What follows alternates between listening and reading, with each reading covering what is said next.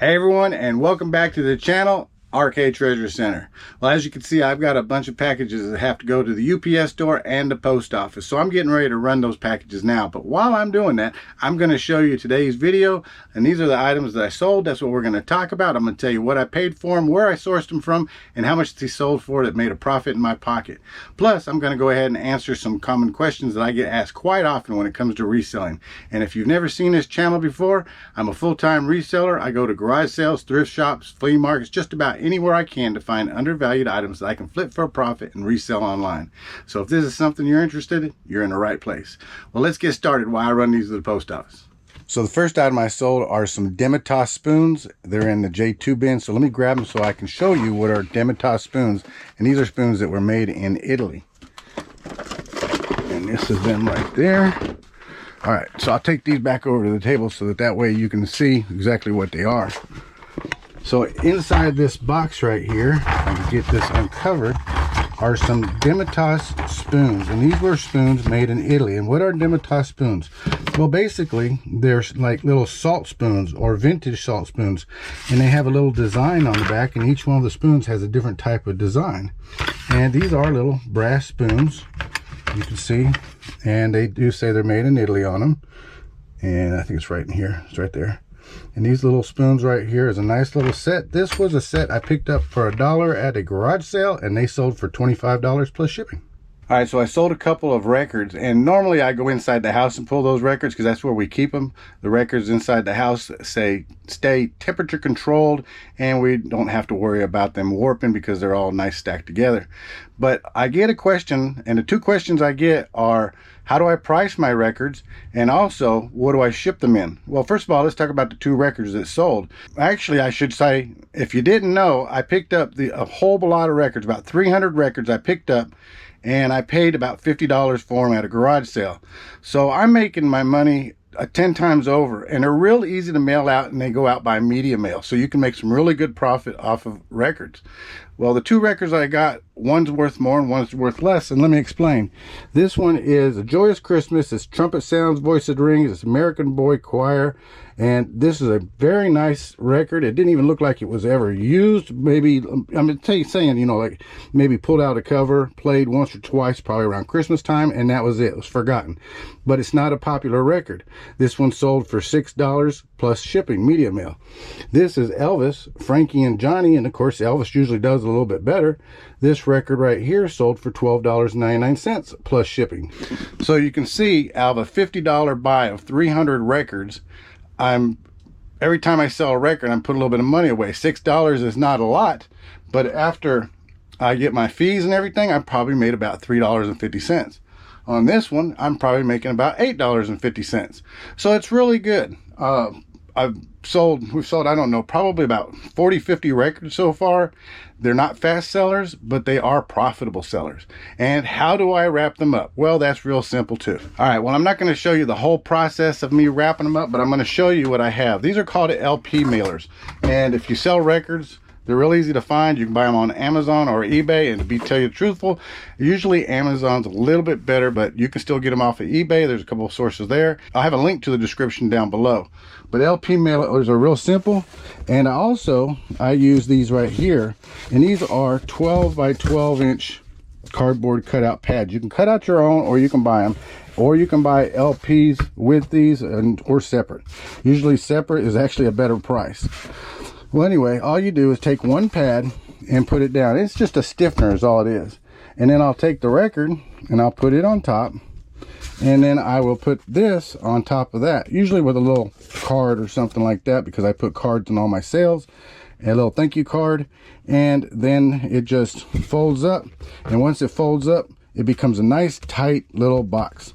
And I'll try to show you one later on if I remember to add to this video, to pop it up right about here, so that way you can see how it looks when it's wrapped up. But it's that simple, and I have sent out probably 50 records in the last 2 months and have not, knock on wood, had one break or any problems, and my comments and my feedback tell me that they arrived safely and they all have enjoyed them so far. As for looking up for the prices to find out what these records are worth, well, it's pretty easy to grade a record. If you go to a grading system, you're going to have mint, which is still packaged, wrapped up, brand new, never used, never taken out. You're going to have excellent, which really doesn't have any scratches, and the album cover and everything looks good. And then you have very good plus and very good, and those are minor, maybe minor scratches or buffs or anything that's not deep scratches, but just kind of like little needle marks. And then you have good and poor. And if you're going to sell a record that's in poor shape, I wouldn't sell it at all. But all you got to do is look up in the eBay sold comps, and you will generally find every single record you're trying to sell and what they sold for and how much you're going to make off of them. So if you're looking at selling records, I recommend you do it. Okay, now we're going to come over to the S1 bin, and I sold these because I just got through listing them. These are some Ed Hardy shoes. Let me take them out of this bag right here so you can see. I try to keep the dust off them. But these are Ed Hardy shoes. I really liked these when I saw them and I picked them up. They say Ed Hardy on them, and they got some really good graphics, and it's just really nice designs. These are a size, let's see if I can see what they are. These were a size 9. So that was a good thing to find, and it says Ed Hardy on the bottom in a really good condition. These are going to go out in a padded flat rate envelope, so it's going to go out at a really low price, and these sold for $25 plus shipping. Really good find. Shoes I pick up probably at my thrift shops or garage sales whenever I can find them.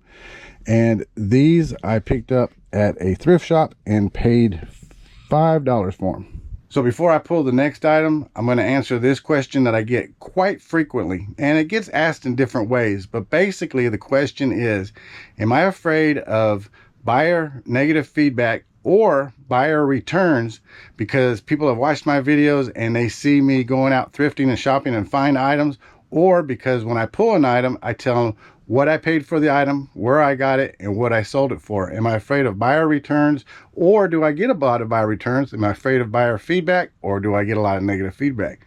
Well, let me just say that I have been doing YouTube videos now for about 3 years, and I've been buying and selling on eBay for a long time, going to garage sales and thrift stores, and I have never one time had anybody complain or any negative feedback or any buyer return because they said I purchased an item from a garage sale or a thrift store and I sold it to them for a higher price. I've never had a problem with that. In fact, I've even had comments and buyers leave feedback in my eBay store saying they watched my videos, because I always put a card with a thank you note, and they say, I watched your video and oh, you did a great job, awesome find. Hey, like buying from you, whatever the case may be. But no, I've never had a buyer return or negative feedback because of my videos and showing what I sold. Like I said, I just like to show people how to do eBay, what to find, what to source for, what to look for, prices to spend, and how you're going to make your money. And I've been doing this for a long time, and my feedback is 100%. So the next item is out of this F2 bin, and it's actually 2 items that sold, and these were a really good find. Let me get these to the table and I'll show you what they are. So these are the next 2 items I wanted to show you. They're 2 little red glass cardinals, and they're handmade, and they're really, really pretty. And I guess one would be a male and one would be a female, and they're really nice. They're all red glass blown, and if you look real closely, they almost have like a little orange or gold in there in the glass. They're really nice, and they are signed on the bottom. I could not read the signature, so I don't know who signed these, but these were a couple of little garage sale finds. Paid $1 each, and so I think $2, and these sold for $35 plus shipping. So this next item is up here, and it's a rather large item. This is a picnic basket, as you can see. So let me get this down. I might need 2 hands for this. Actually, to be safer, I probably do, but I'm not going to. I'm going to be doing one hand. This is a one-handed job. I'm trying to do this with a camera.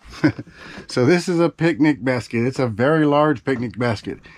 Depending on how it goes out, it may go out UPS, and it may go out regular post office, depending on the dimensions and the size of the box and the weight.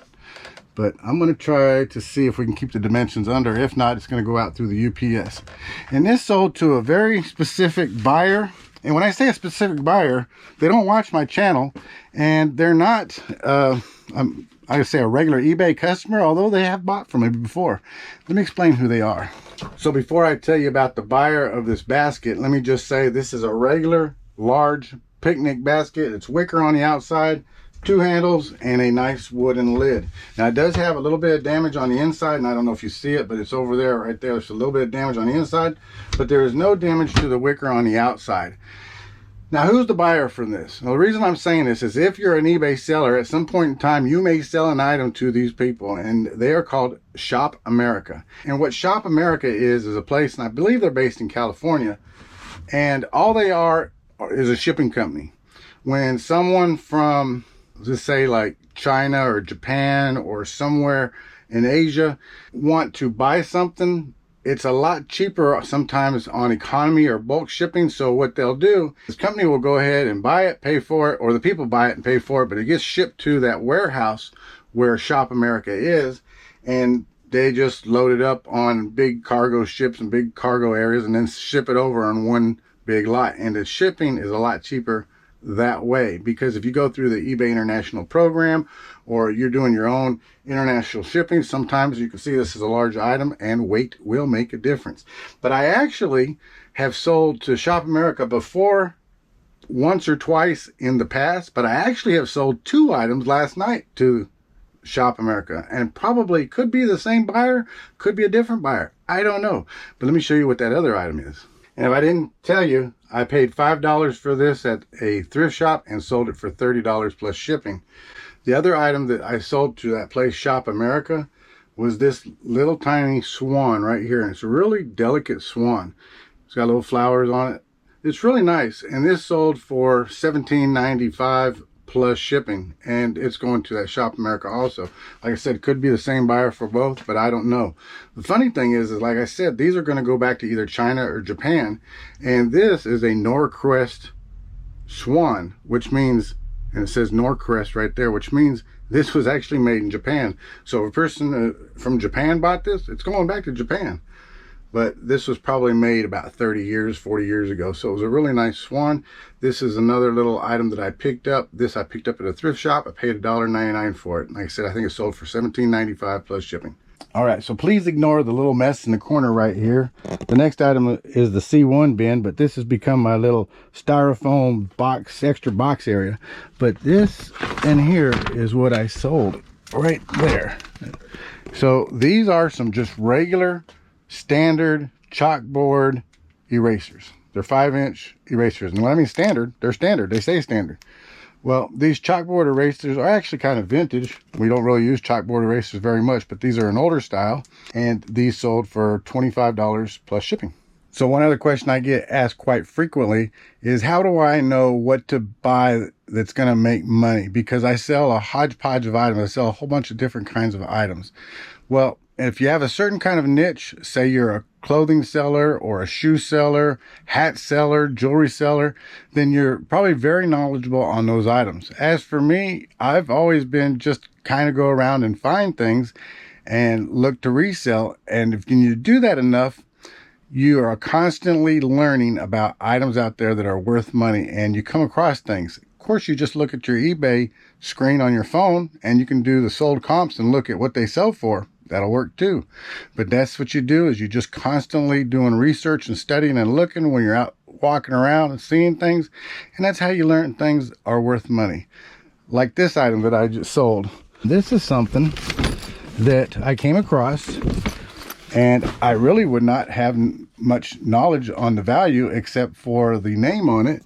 And I don't know if you could see it on there on the reflection, but it says Ricardo of Beverly Hills.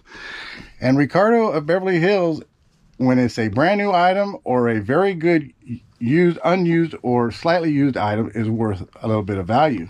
This is just a little tiny travel organizer bag, and this sold for $35 plus shipping, and I bought it for $2 at a garage sale. So how did I learn about Ricardo of Beverly Hills? Because I've never sold Ricardo of Beverly Hills until I came across this, which I haven't sold yet, although I've had some people look at it.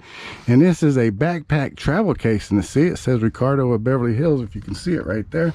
And I learned that this has made some money. So eventually, I've had a lot of people looking at that. Eventually this is going to sell, and it'll probably sell for about $40–50. So that's how I learned about Ricardo of Beverly Hills, because of that item that I did some research and learned that some of those are worth some money. But when it comes to some things, like say like shoes, now I sell shoes. You saw me sell some shoes earlier. Or when if I sell clothes, I am not a name brand person when it comes to clothes and shoes. I wear t-shirts, jeans, shorts, shoes, sandals, that kind of stuff. I am not a name brand person. So I have to do a lot of research when it comes to things like that. But that's how you learn. So this is one of those items that people just don't think about that are worth money. And that's old magazines. Yes, people still look at magazines. In fact, this is a lot of 17 magazines that were given to me. They didn't cost me anything. And these magazines are all country living magazines. As you can see right there, it says country living. And these magazines are dated anywhere from the 80s to the early 2000s. So it's just a random mixture of country living magazines. And what's really good is, like I said, it didn't cost me anything. And these sold for $17 plus shipping. Now, the thing to keep about is magazines like this do have advertising in them, and you can't ship out magazines with advertising media mail. So I listed them for $17 plus buyer pays shipping, and they sold, and the buyer paid a total of $33 for these magazines. Well, one question I've received a few times is, do I write a thank you note or some sort of thank you note, or do I just send out the invoice when I sell an item? And actually, unless somebody requests an invoice, I don't ever print off the invoice and send it with the item. Instead, I write a handwritten thank you note on the back of my business card or little Arcade Treasure Center card. And of course, it's going to say follow us on YouTube, and it's also going to say visit our eBay store. And it says thank you on the front as well. And that has actually come out pretty good. I have seen positive feedback in my eBay store where people were really nice. They said, we appreciate the handwritten thank you. It really seemed like it was personable. And also, I'm sure the front of it reminded them to come back and visit my store, because I've had repeat sellers. Hopefully it's some of them that's got it from the card. And hopefully some people have been driven to my YouTube channel. It might be one of you. So if that is the case, I thank you very much. But I am a big proponent on you should give some sort of a thank you card. And if you handwrite on there, thank you, it really does mean something to people.